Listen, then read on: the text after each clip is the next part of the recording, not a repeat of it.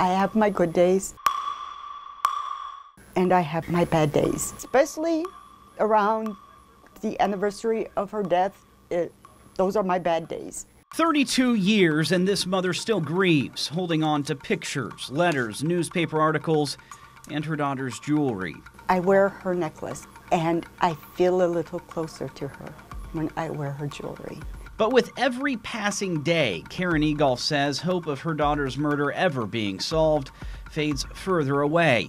Even with investigators digging back through old evidence with new technology, Karen says she's skeptical. They have said to me too many times, we're on the verge.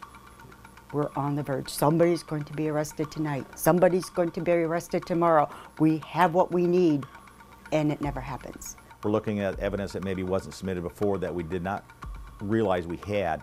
You have to understand in cases like this, any little piece of evidence was collected.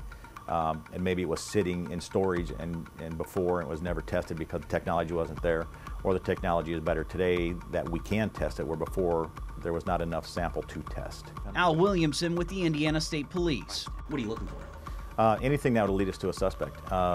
Through the genealogy now, you can go through genealogy with the 23andMe's, your Ancestry.com.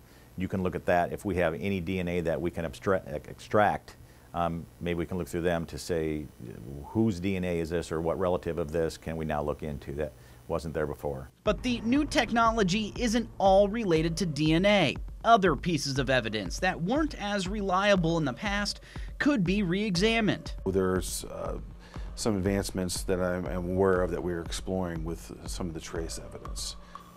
What's trace evidence? Well, trace evidence could be anything that's considered a very small hairs, fibers,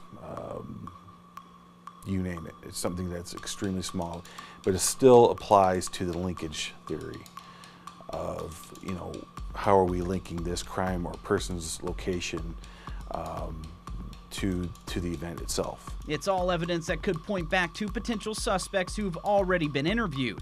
Karen Egolf says since the very beginning. I feel like they have tunnel vision.